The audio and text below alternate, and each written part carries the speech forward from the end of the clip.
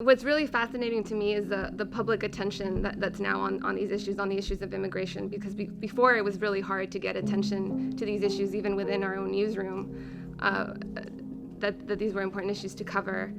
I was talking about the border wall is one thing, but the denial of birth certificates, for example, to U.S.-born Latinos, that's something that was happening in South Texas and Brownsville at the time. And not only were Latinos being denied passports, they were being held at ports of entry for hours at a time because they had to prove that citizenship. And it was really hard to get that story across.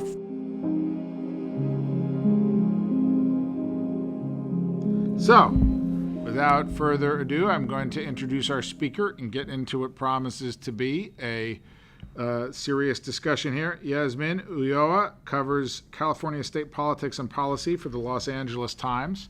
She's based in Sacramento, but she's a native of El Paso, where she covered state and federal courts for the Austin American-Statesman and the Texas Capitol. Her work has appeared widely in the Texas Monthly, the Texas Observer, and even our own Boston Globe. She's a graduate of the University of Texas at Austin, and she is here today to really talk to us about her work covering immigration in the United States. Thank you so much for coming, Jazmine. And you spent a big chunk of the summer in D.C. covering the family separation. Yes.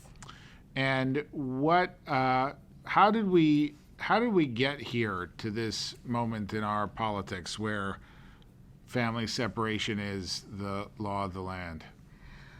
Well, I think it's important to remember that everything that we're seeing today, the family separations, the calls for a border wall, the detention and dehumanization of immigrant women, the denial of birth certificates and passports for Latinos born right here in the U.S. We've seen before. There are policies and practices that we've had. I think, and rhetoric that we've heard before. I think what's different now, what's striking to a lot of attorneys, activists, lawmakers that I've spoken with is the attempt, the concerted effort to send that deportation apparatus into overdrive, as well as the amplification of the rhetoric, not only in traditional conservative media, but online and online and in the political sphere as well. When you say this has been with us a while, when did it really start? What part? Well, I'd say, I guess if you could trace the kind of the system that we have now, I guess the border wall, for example. Well, I guess we can go back to the 1980s is really when our immigration system and our criminal justice system really started to meld into one with with concerns over cocaine use and crime. It's really when we started to see laws that incentivize the incarceration of immigration of immigrants, expanding the deportable offenses and criminalization of deportable offenses. So that I think that's where you could really trace what the kind of the policies that we're seeing now, that rhetoric in the 80s. And what about family separation? What's the history there? Well, family separation is something that has happened before because of it's such a broad question. I mean, you can trace it back to 1929 when we first criminalized unauthorized border crossings, but it was kind of a law that it got into our books, was kind of ignored, and now it's been more enforced under this administration. And what about, some of the press coverage of family separation suggests, I guess, for lack of a better word, a certain kind of incompetence or lack of planning on the part of administration officials. A series of reports that they don't know, they can't figure out how many children there are unaccompanied, that maybe they're having a hard time matching some children separated back with their parents. In your reporting, do you find that to be true? Is there a kind of incompetence? Or maybe better saying, in your reporting, how would you characterize this administration's approach to children and immigrants? I mean, I think it's pretty clear that there was no plan to reunify these children with their parents once they enacted this policy of separating them. And it was really hard to get answers. I mean, it was a really hard situation for us because I was in Sacramento and I was called, within a week's notice, I was called to DC to help out with the family separations, and I landed in DC right when one of the lawmakers was actually trying to get into a detention center in Brownsville. So all of the media frenzy just came to this issue. It was just like constant news breaking. It was in the middle of the 24-hour news cycle, just trying to figure out where are these children, how many families are separated, when did it start, and it was something that was actually happening since May, and even before then. There were lawyers on the ground that I was talking to in Texas that were saying actually we were already seeing some of these separations before, so it was something that was really hard to track.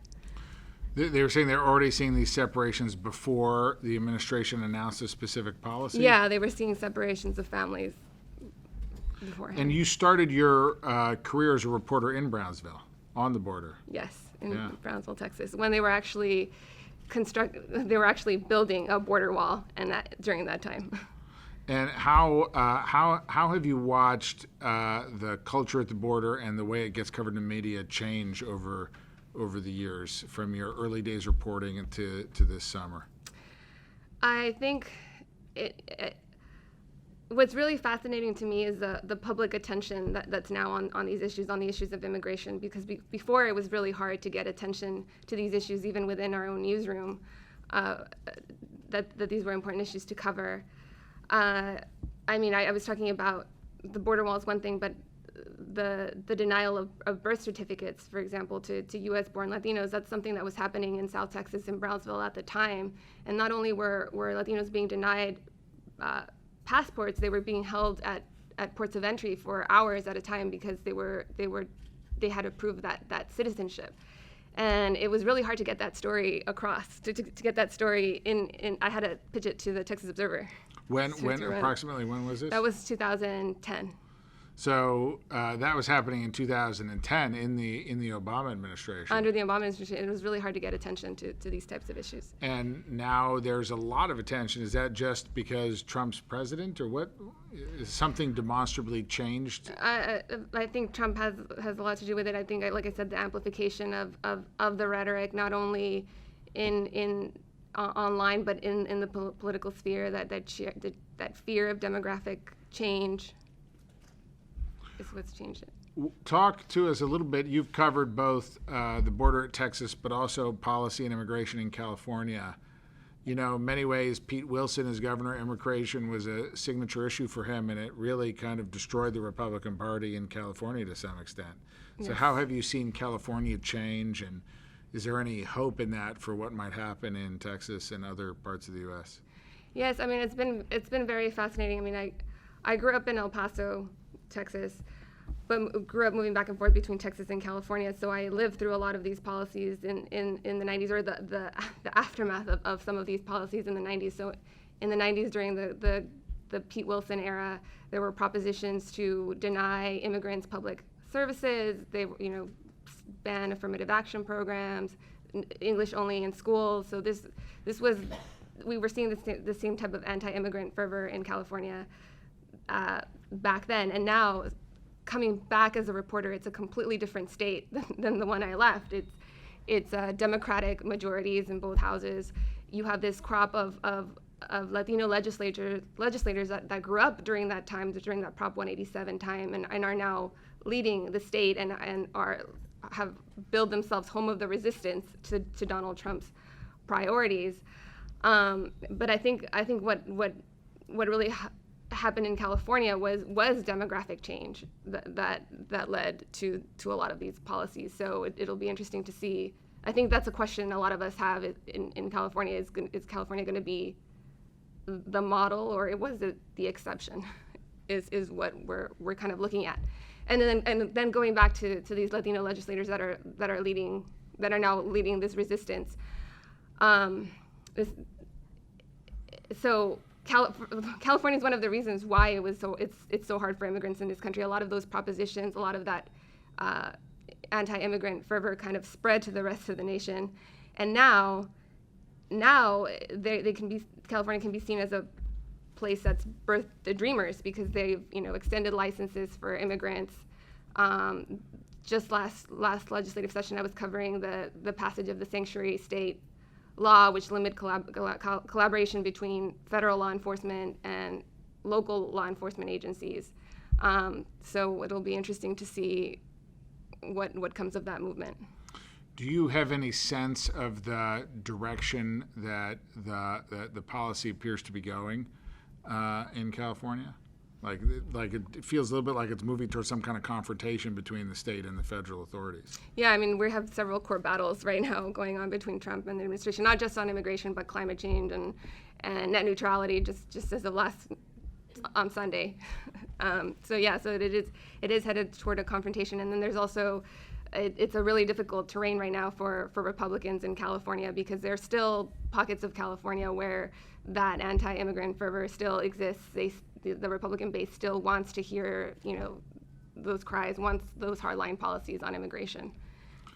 What, if we can talk about the midterms for a minute, how is immigration playing out as an issue in kind of key midterm races in California? Is immigration central, or is it a more complicated landscape? I think it's pretty central in some districts. I mean, especially in the Central Valley, where it's a very agricultural region. Farmers have a lot of the political power. They want policies that can help their workforce, their farm laborers. But then you still have in the more urban areas, this call among the Republican base for these hardline policies. They want the border wall. That's a rallying cry. So just to be clear, that in a lot of the more agricultural districts, the Republicans are trying to take a more even-handed approach to immigration. A more moderate, middle-of-the-road type of approach, and people question whether that'll work ultimately. Or political analysts question whether that'll work. In a lot of these competitive races in California, to what extent is it about Trump himself? I mean, he's pretty closely identified. I think he's the thread in a lot, in everything, and in a lot of we were just having an editorial meeting the other day, and when we try not to write about him, he's there in the backdrop anyway. How does that make it a challenge to cover immigration? Interesting question. How does it make it a challenge to cover immigration? Like, on the one hand, Trump is making immigration an issue that that is easier to write about, right? There's a lot more interest in the issue because of the stance he's taken and how aggressive he's been on immigration, how it's kind of central to his political identity and his plank. But then, on the other hand, how do you write about the policies and their impact without it being too much about him? Yeah, I mean, it is that is really complicated. I guess, and another part of it is even when you're, sticking to the facts and you're trying to be as neutral as possible, you're still seen as biased because you're reporting what either the state, which is very anti-Trump, is doing, what state lawmakers are doing, or what you're seeing on the ground, what you're seeing with talking with people on the ground that are either exasperated or they approve of the policies. So it makes it hard in that sense. And then, as a Latina, it adds a whole other layer of complication when you're having these types of conversations. And, I just had a man the other day tell me, well, Mexicans are only useful for a little while when they first enter the country. Then after that, they get on all these benefits. And in mid-sentence, he realizes, like, oh, what are you? He asked me, what are you? And I mean, that's a really hard, complicated. What did you say to him? I'm Mexican American. And he's like, oh, well, the girls are pretty and the boys are handsome.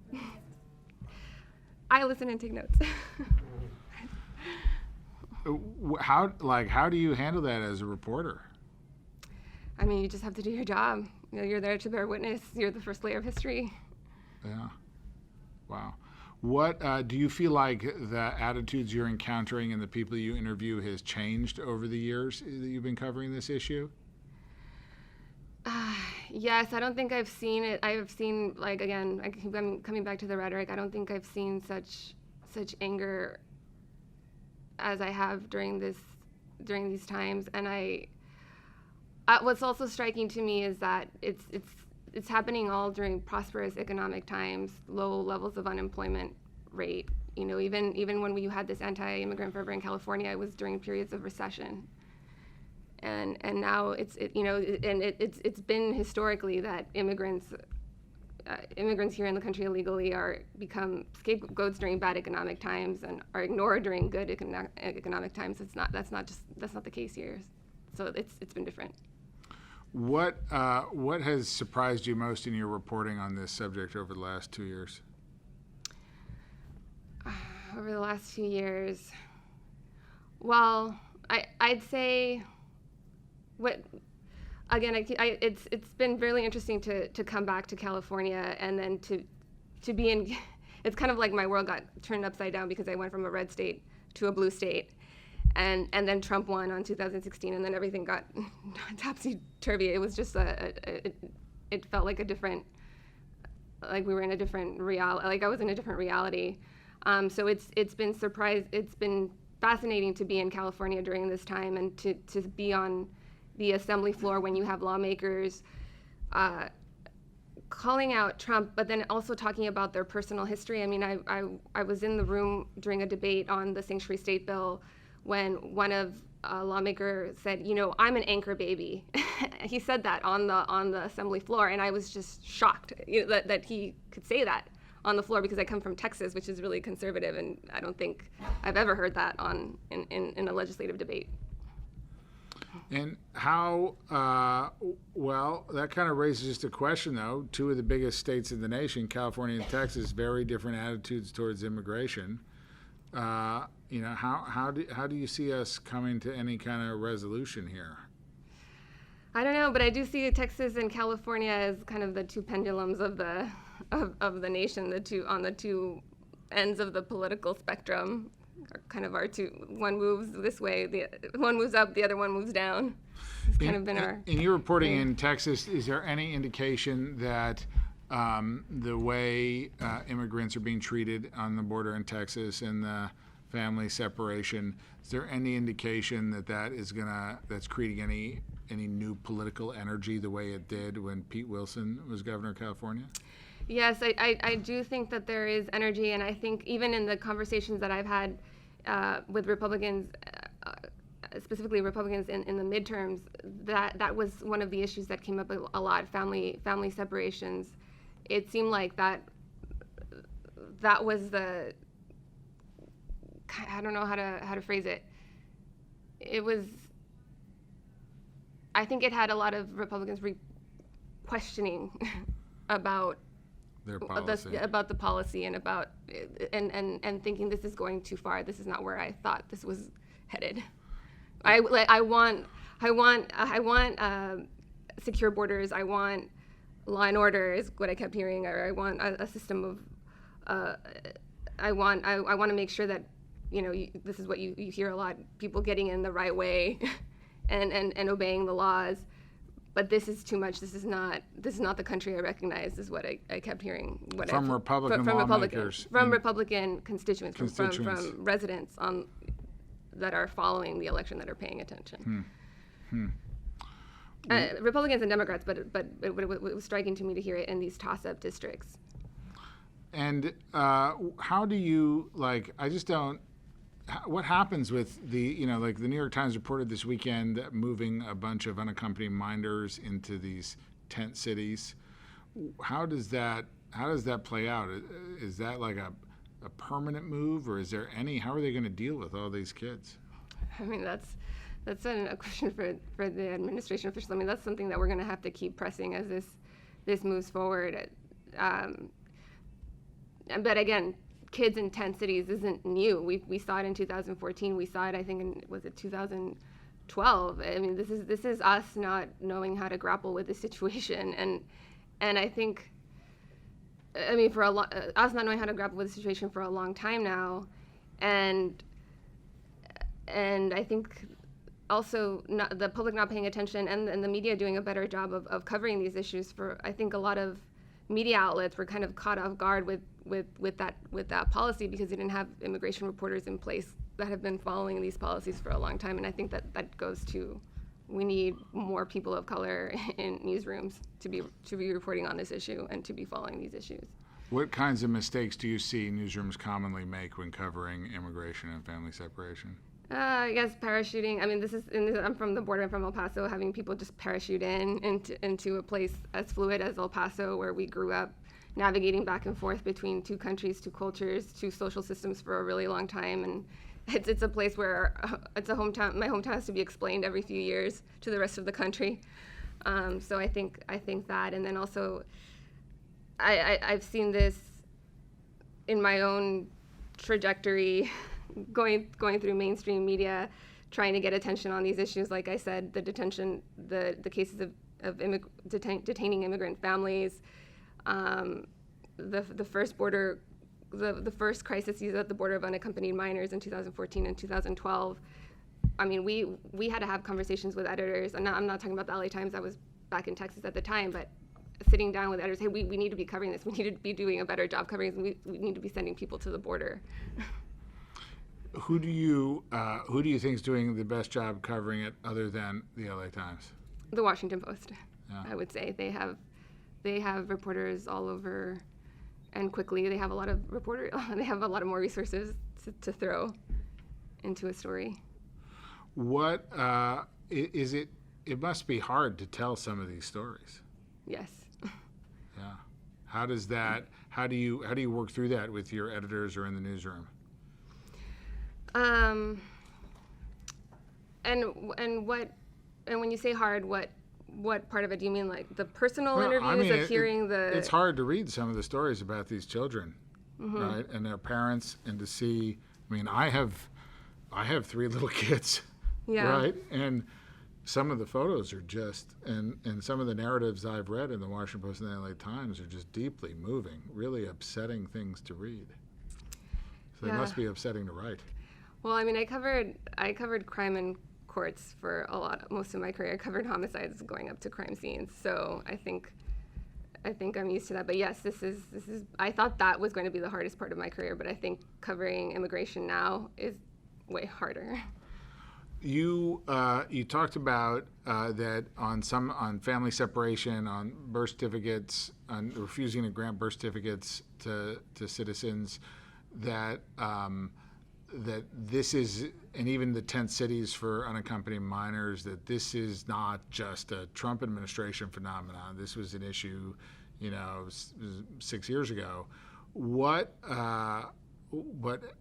How is it the same as 6 years ago, or it seems like the overall numbers and the fierceness with which the policy is being pursued is of a different scale? Yeah, it's of a different scale. That's what I keep hearing. It's that concerted effort to not only send the deportation apparatus that we have into overdrive, but then also the cutbacks to legal immigration, the cuts to visas, the changing mission within U.S. citizenship and immigration services, which for a long time was there to welcome immigrants and help them navigate the legal pathways to citizenship, the curbing of the narrowing path to asylum is different. And then, so I think it's that scale, and we have yet to see the numbers. We're going to have to see the numbers, because Obama was named deporter in chief during his time, so it remains to be seen how these policies will play out and what the numbers will look like in the end. All right, I'm ready to open this up to questions from the audience. And any questions from the audience? I'll take any questions. We'll go Sarah and then Gabe. Yeah. Hi. Thank you so much. So I have some questions about, I don't know how much you cover immigrant rights activism, but I'm kind of entrenched in some of those communities, and I've worked with Lupe. They're down on the border in San Juan, Texas. Oh, okay. And then here in Boston, SIN, the student immigrant movement. And I keep hearing narratives from people working in those organizations about how the 2016 election completely shifted the way that they're organizing and engaging in terms of pressuring lawmakers, because they expected one outcome and got a different outcome, and the consequences are so much more severe. And so I'm wondering if you've seen that have you seen activists making inroads with lawmakers in Texas and California? Have you seen in your reporting, activist, immigrant rights activism narratives changing, and kind of what your perspective on that is? Yeah, well, in California, it seems like the infrastructure for activism is very strong, and it was built, back to the 90s, back to these Proposition 187 campaigns. Like I said, there's this crop of legislators in the state house that kind of rose through that immigrant rights movement, and so I think that it's already there. Are they getting more aggressive? Are they going to homes, do you mean, and events and interrupting events? Is that, Well, I think... I'm wondering if you're seeing a shift in strategy. I mean, I think it's, I don't know if, I guess one shift in strategy I have seen is putting more immigrants from these communities front and center. Undocumented immigrants front and center, where before it used to be allies that kind of took the mantle. I'm seeing more promotion of people of color and that are actually affected by the policies at the center of leading some of these, whether it's rallies, demonstrations, you name it. But them working with lawmakers, they already have that in California. They're a powerful force in the state house already. Okay.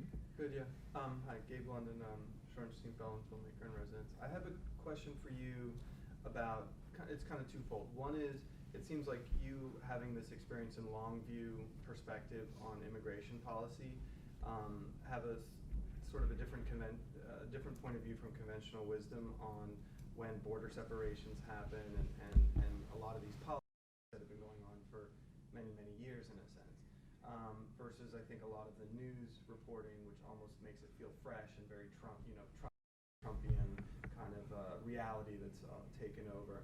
So in one sense, kind of understand how you manage that as a reporter and both needing to report on the day's news and the policies that are getting attention right now, and how you then can bring in, or to whatever extent you can bring in your long view perspective, even as you're doing sort of day-to-day reporting on those policies.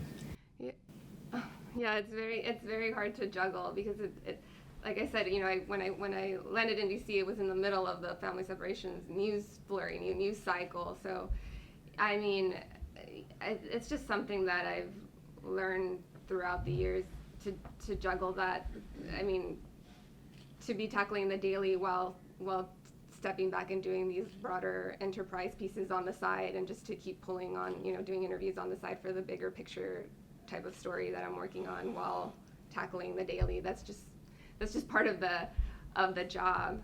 And then I guess my hometown really affords me that perspective of always kind of being that outsider within, because it is like that third, it is like a third space. You're not here or there. You're kind of in the middle of the border, so you're always kind of on the outside looking in. And I think that that's the same perspective I've taken to journalism as a whole. Maria?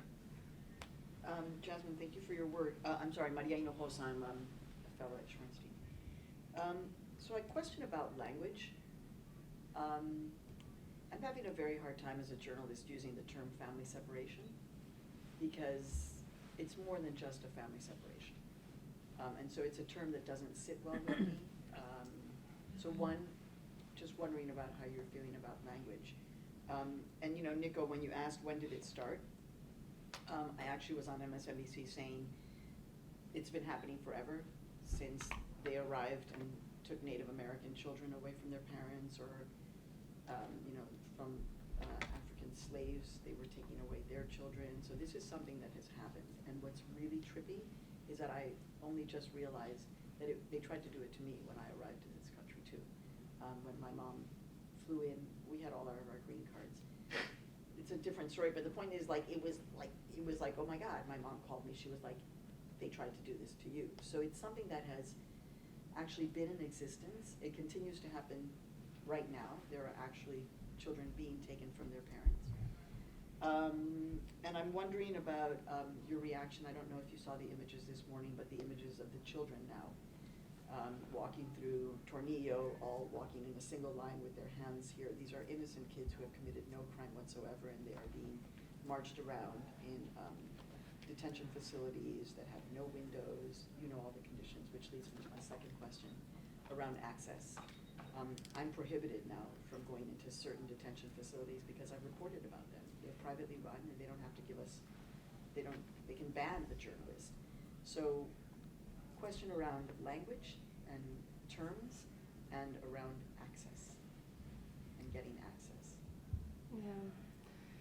Yeah, I mean, language is very difficult, and like I said, I mean, this goes back, I work for a mainstream media news organization, so I have to be very careful with language. We're reaching a much broader audience, and then also, I mean, that's, I'm not sure I can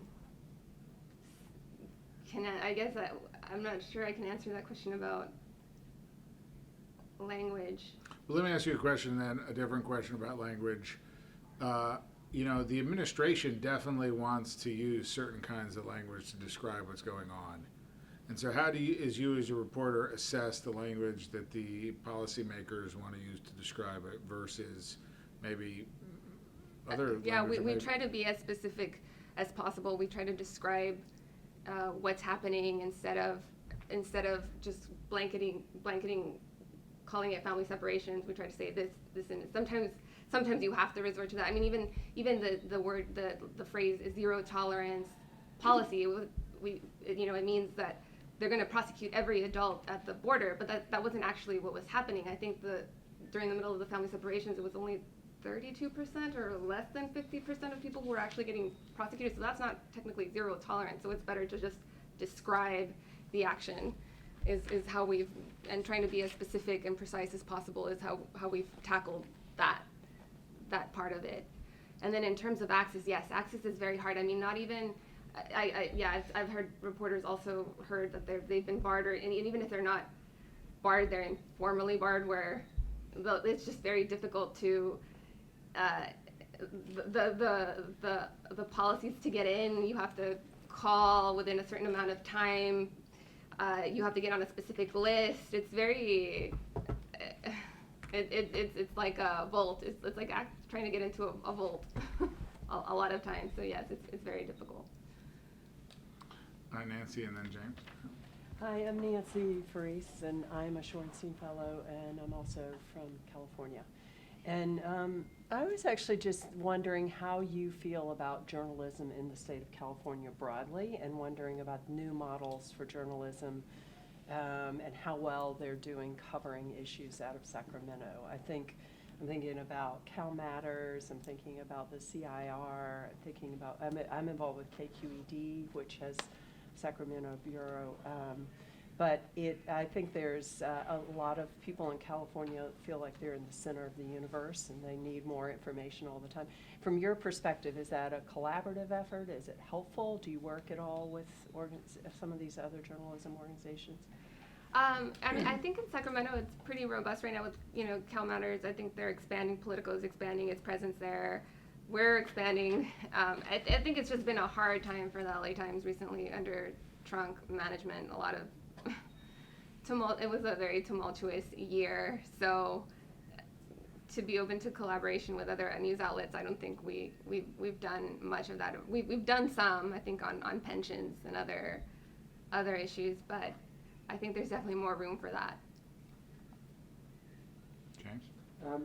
So I'm James Harkin, I'm Shorenstein Fellow, Irish living in London. So apologies if my concern betrays my European ignorance of the subject, but I wonder,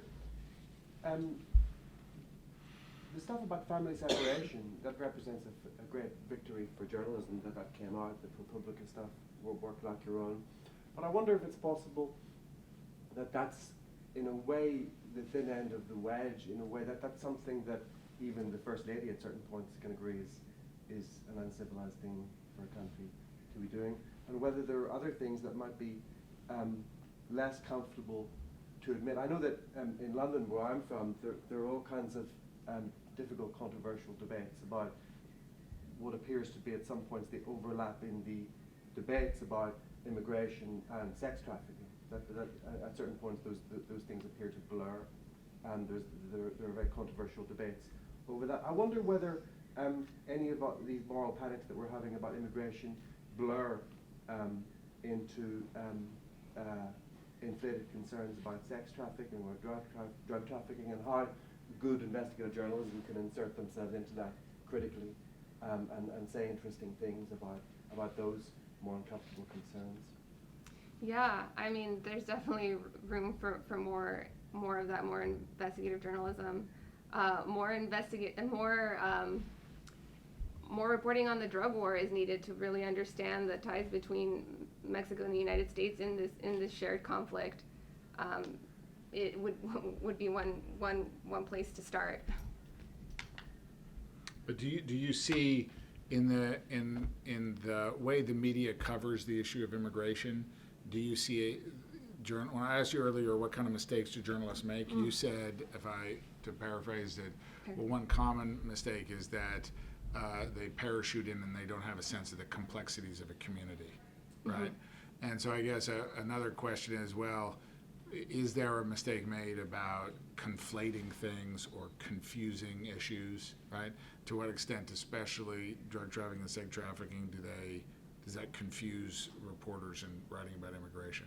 Yeah, I mean the calls for border security, drug trafficking. What you're saying, we've seen a lot in this debate. I mean, even the tying illegal immigration to crime, to rises in crime. I mean, research shows otherwise. Shows that higher immigration is related to lower crime rates. That U.S. born that foreign-born residents in the United States commit fewer crimes than native-born U.S. citizens than U.S. citizens. So yeah, there's a lot more. I mean, even that there's terrorists crossing the southern border. I mean, we don't even have proof of that. We need to do more investigating into that issue, into those issues, of course. In the back there, hand up. Yeah. So let me ask you to step back out. Excuse me, I'm Joe Bauer. I teach at the Kennedy School. Let me ask you to step back even further from the immediate. And there are forces that are driving migration. Exactly, yeah. Everywhere. Mm-hmm. And so in a funny sense, we're looking at a particular moment when the people who are being driven arrive at a border, and all over the world there are concerns about that, and it's a huge issue in Europe. So we know that there's desertification in North Africa that's driving people toward Europe. Also, up in the Central Asia, same thing. The drought. Syria begins with drought and migration. Latin America, the problems in Latin America and Guatemala and Honduras, and Mexico itself, are driving people. And that's what I meant by better covering the U.S. The drug war as well. Yeah. So I mean, it seems to me that how do we do that? How do we? Because it's just going to keep coming. People don't stay where there's no water. People don't stay where they're going to get murdered. So it seems, is there a way of, in a certain sense, if we want to stop the problem at the border, we have to stop the problem in Guatemala and Honduras. Otherwise, people are just going to keep coming. Well, we need to be doing a better job of this, of covering international issues. But we've decimated our foreign bureaus across. I mean, we barely have enough funding to survive in this digital age. I mean, that's a whole other topic for discussion. But that's what I meant. We haven't done a really good job of covering this drug war in a global context, and in covering those migrations in a global context. part of it is because newspapers have been going through these restructuring, layoffs, buyouts. I mean, that's been the story of my career at every step of the process. It's just been editors and reporters and institutional knowledge walking out of the building. And so part of it is that, the problems within these major news organizations. The other part of it is that the public interest hasn't been there. It hasn't been there before. And so that really has driven the agenda for newsroom organizations, because when you're relying on these clicks and Facebook to drive traffic and people aren't clicking on it, editors aren't prioritizing it. And then you have the whole diversity issue, where you don't have editors of color, people from these communities in these really top positions making this decision. So you're a low-level reporter, minority reporter, going up, up the ranks to say, hey, we need to do a better job of covering this. So there you have it, threefold. What? Talk to us a little bit more about the kinds of stories you wish. You kind of referenced indirectly that you do just so much beat reporting daily, almost like TikTok reporting on what's happening because there's so much breaking news on the issue and demand is so high. What are some of the bigger picture stories you'd like to tell? I'd like to tell more of those drug war stories. I'd like to tell a deeper story about just looking at, because to me the criminal justice and the immigration system have just become so tied together. They've just become part of the same pipeline. And in California, we've been having all these conversations about overhauling the overhauling the criminal justice system, and teaching offenders to or prisoners to re-enter society, and how do you do that, and keeping people out of prison to begin with. So I'd really like to see, and there's a lot of debate over that as well, like who's redeemable and who's not, and I see a lot of that in the immigration debate as well, who's desirable and who's not, like that debate. So I think it comes down to that central value system. So how could we better explore that, the journey of someone that's going through the criminal justice system and then going into the immigration system, finding better ways to tell those stories that show that connection between those two systems. Mm-hmm. and what is redemption? Who can we believe in redemption? I'm Ben Thompson. I'm from the Advanced Leadership Initiative. As a long-term resident of Southern California, I was there when the whole Pete Wilson development happened, and I agree with Nico in that it really decimated on a long-term basis the Republican Party in the state. It's very interesting to hear you talk about the deep red state like Texas, where people say that it doesn't represent who they think of themselves as, what they think of America as being.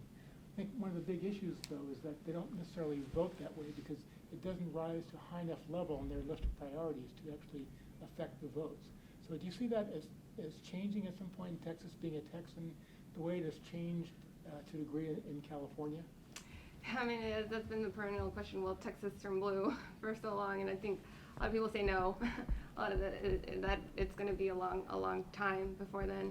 I think a key part of it that's missing is Latino voters that aren't being reached in both Texas and California. I mean, I've seen it a lot in the districts that I'm covering in the Central Valley. It's just huge swaths of the population that are being shut out of the political process.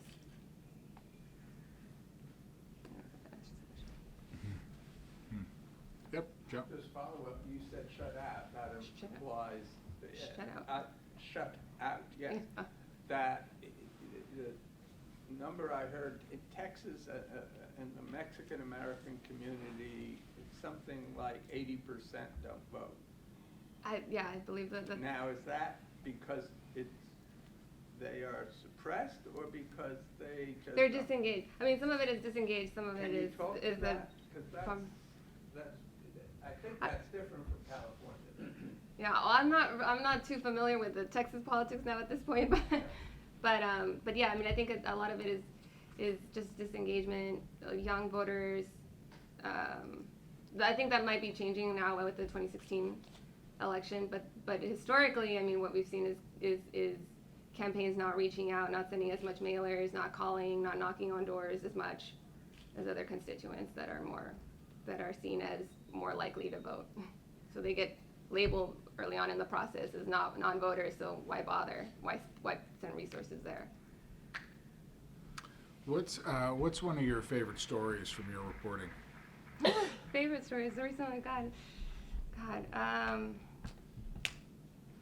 Favorite stories.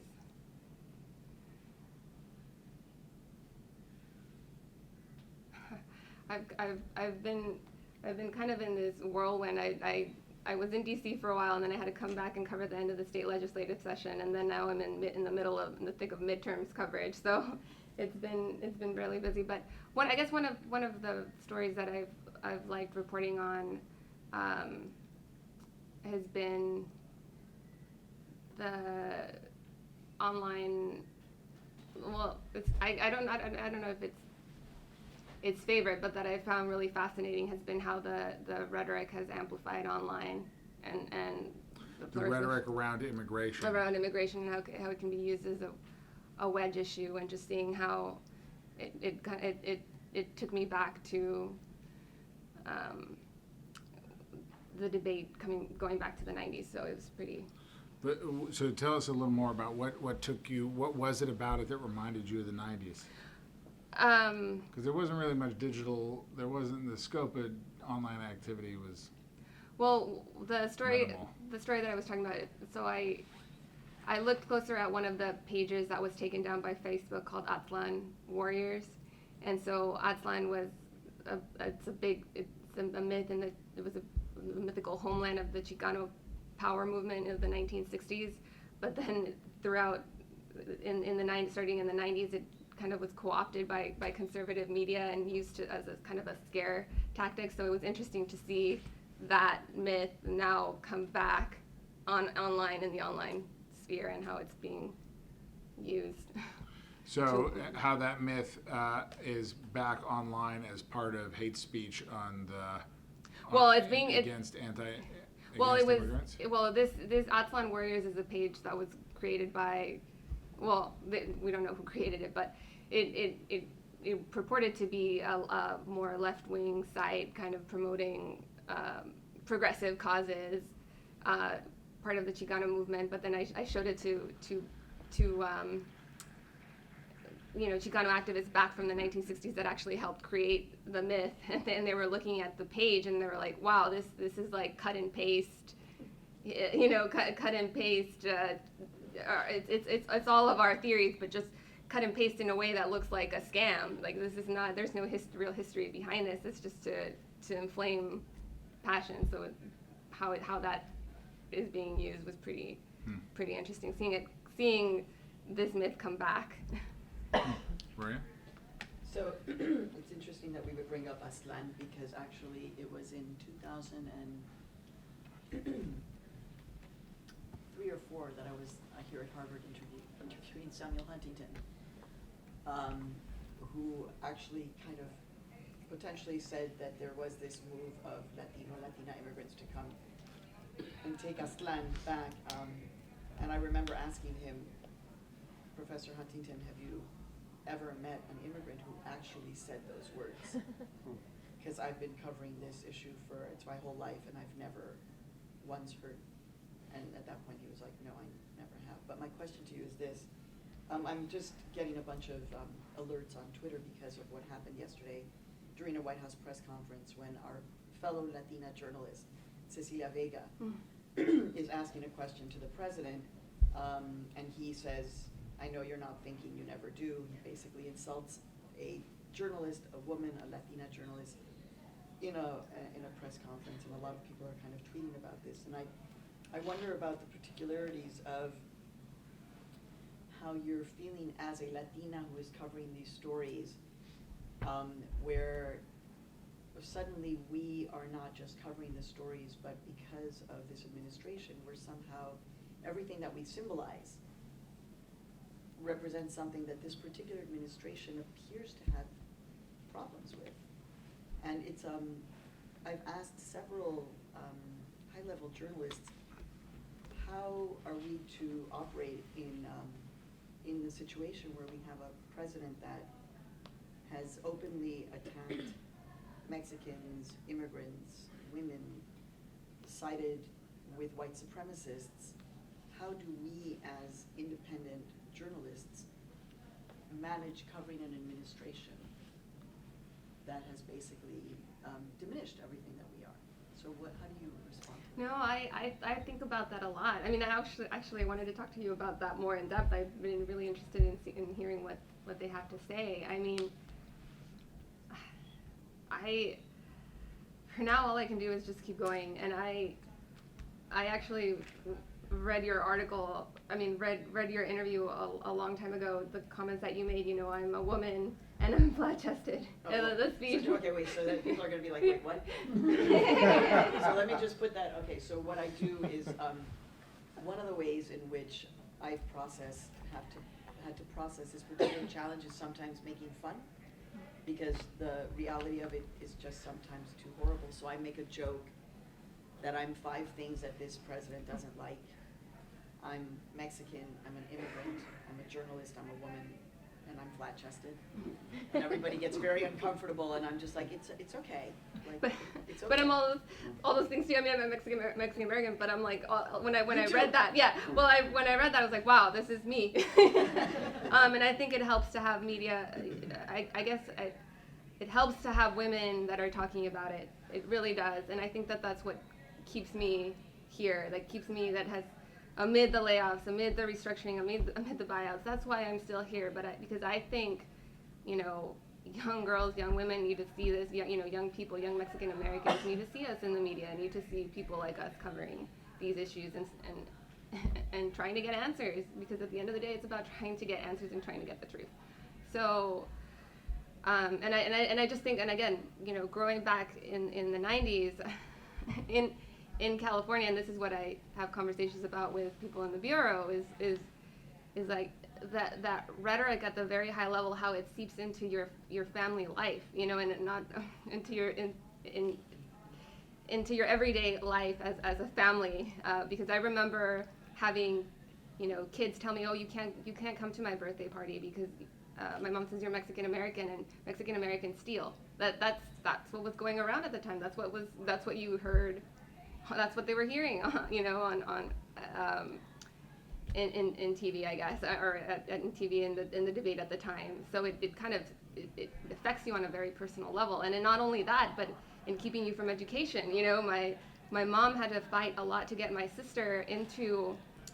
They were trying to hold her back or trying to put her into. I think they were called slower learning classes at the time because she was Mexican, because she was a Spanish speaker, a native Spanish speaker, and that happened a lot in California. Her story isn't singular. So I think that it would have helped to see people in the media at that time talking about these issues. Why did you become a reporter?